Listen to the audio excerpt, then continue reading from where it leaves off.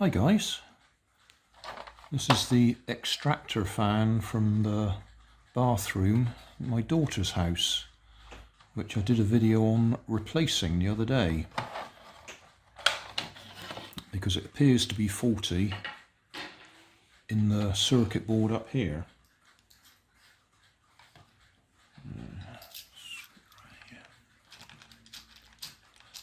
So now that we've replaced it, I am free to have a look at this and see if we can possibly figure out what's wrong with it. It's unlikely that I'll be able to figure out what's wrong with it, but we can have a look.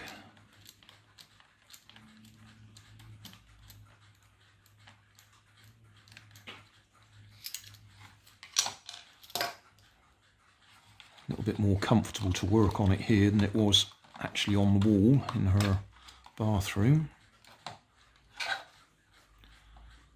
Well, we could just connect that directly to the mains and check the fan works.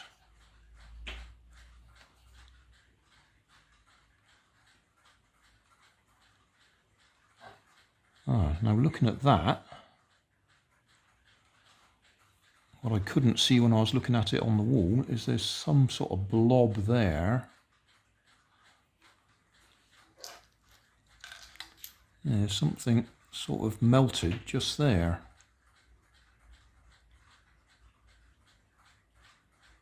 Could easily be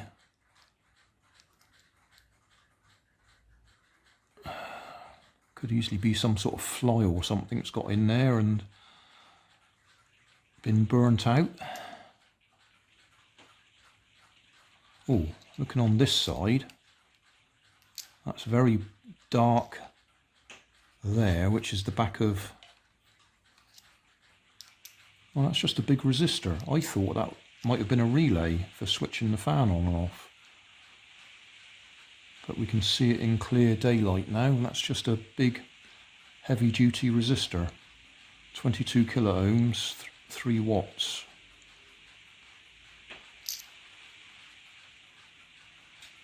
And looking at how dark that is there, that's clearly got very hot over the years. Yeah, that bit of goo there may be nothing important at all. Maybe nothing important.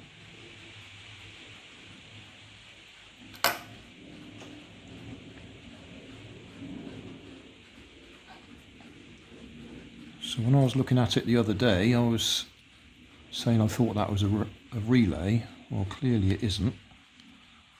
So it must switch the fan on and off some other way. This is just dust.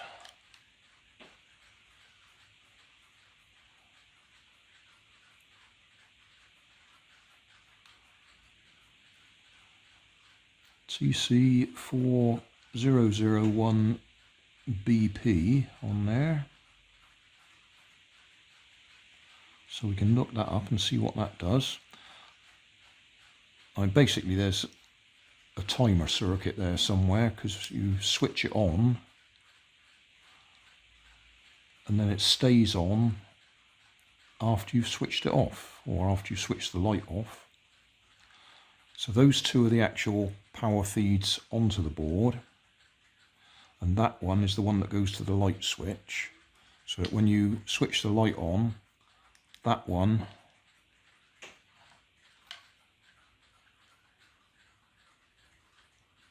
comes up here and eventually looks like it goes onto that pin there, which probably starts the chip counting down. But that resistor there, variable resistor, is the one that alters the timing. So we should be able to track that one back.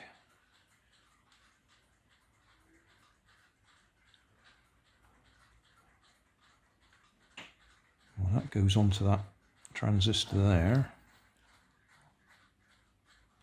We'll do a few close-ups of the bits and pieces on there to try and identify them.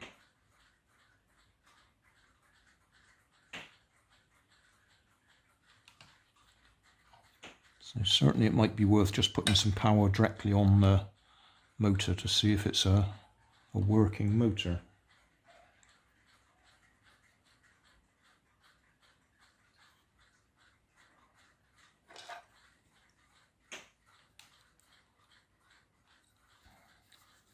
Don't know what that is that's gone yucky just there.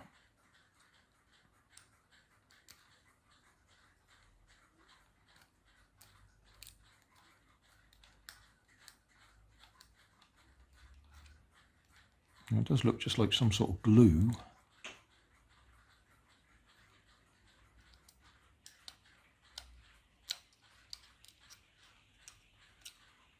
But it is across two legs of that transistor.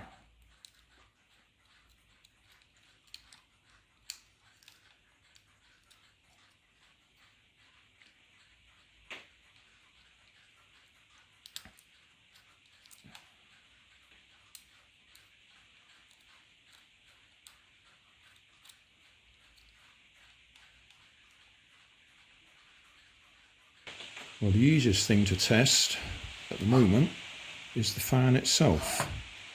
So I've just wired it directly into the mains. I shall switch it on and see if it comes on. And the answer is no.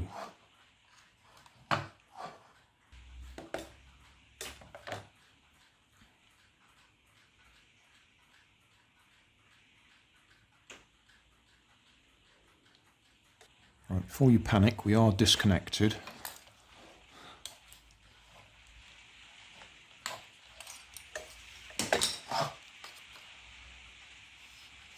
So I think we can take the fan out.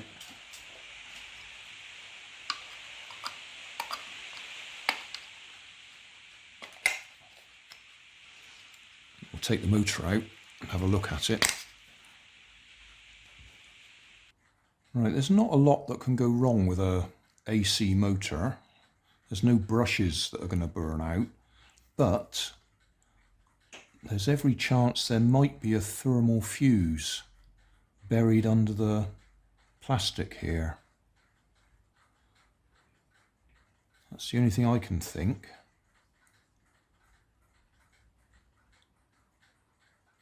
There we are.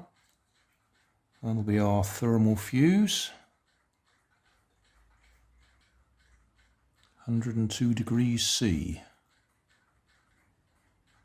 You've got zero chance of getting in there and replacing that. I expect if I shorted that out, it would probably run, but then it wouldn't be protected. Right, I've changed meters simply because I got a crocodile clip on this one.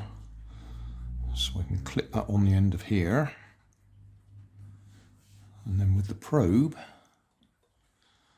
if we go on one side of this, we ought to get, there we go, 10 ohms. So that's on one side of the thermal fuse. If I go the other side of the thermal fuse, we get nothing. And if I go on the other leg, we should get the opposite. If I go on this side, yeah, 555 ohms. So that'll be going all the way through the coils. And this side of it, nothing.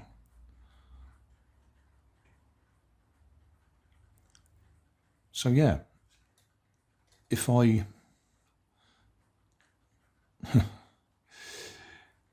just short the two legs together, that'll run, but it'll have no thermal protection anymore. It might be worth just doing that for demonstration purposes. I'll see what I can rig up. If I use a bent paper clip and shove one leg down either side, that'll short that out, and then we should be able to get that to run. Right, just to be clear, this is in no way intended to be a proper fix. I've literally cut a paper clip, so I've got a little loop there that I've pushed down so it's on either side of the fuse, the thermal fuse, so that if I now go across the coil, we're measuring about 550 ohms. So we've got a continuous circuit now.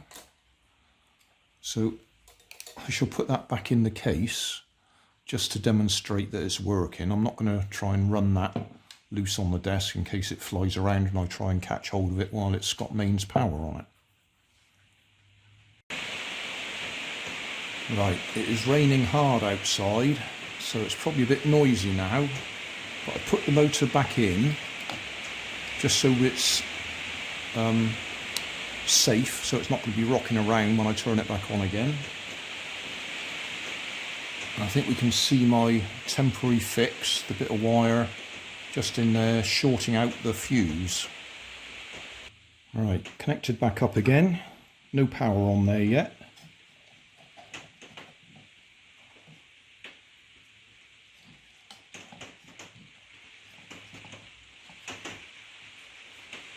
Okay, put him on there, switch the power on.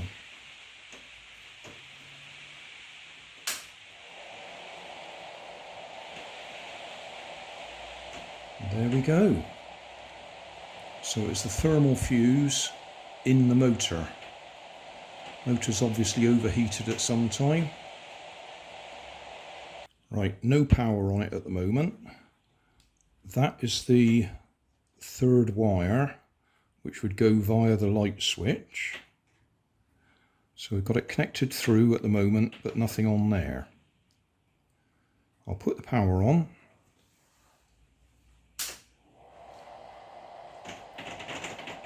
Now I'm guessing that's not supposed to come on immediately, or it will turn off after a few seconds or minutes. Yes, it is. Right, so that's obviously just some sort of test function that it comes on immediately and then it times out. That's still got power on it. That's still turning. Oh no, it's stopped. Oh, it does some sort of slowdown. Right, now this bit I definitely don't recommend anybody tries doing, because we've got a live wire here. And if I touch it on that live wire, either everything will go horribly wrong or it should start up. If I can get it in there to touch it.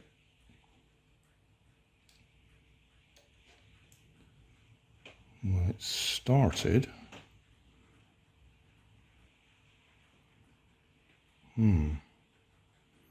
I expected a little bit more than that. I have to admit, I'm not quite sure what's going on. It doesn't seem to like the circuit board either. It worked briefly. I did a bit of a video saying how it had all been fixed. Although, don't do this at home because that isn't a proper fix. And then it stopped working. I've wired the motor directly back into the mains.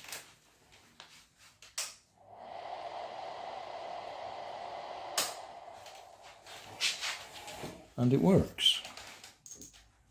And yet, when I had the circuit board in circuit, it stopped working. Because that may be something to do with the timer function. I'll put it back together one more time. Right, circuit connected back up again.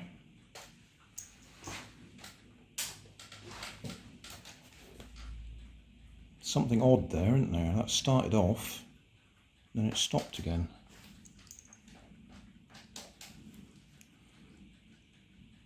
And if we connect that on there,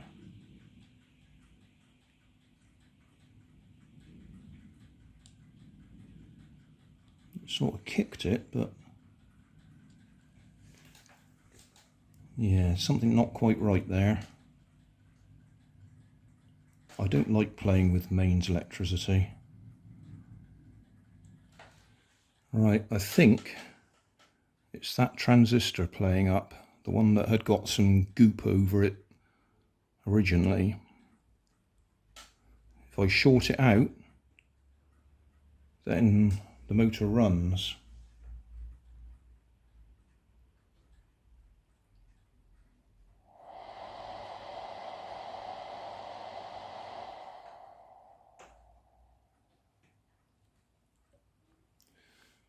So that's the one that switches the motor on via the timer circuit.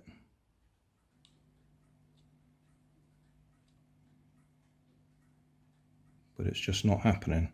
So something else there has died. And potentially that's what caused the motor to overheat. Possibly, maybe. Well, it's getting dark now, so I'm going to give up. We've established that we can fix the motor with a temporary fix by bypassing the thermal fuse, but there's clearly something wrong with this as well. So I'll just take some pictures of the components and the circuit, and that'll do.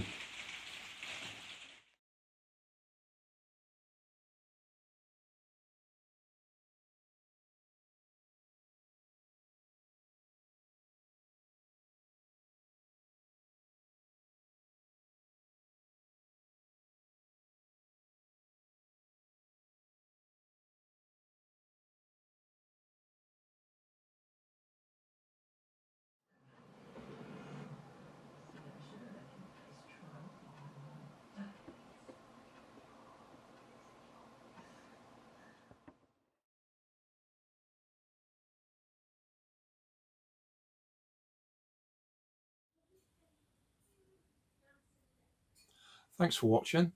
If you want more information, check down below in the video description. If you like this video, you might like this one up here. And if you want to subscribe, you can check out my channel over here.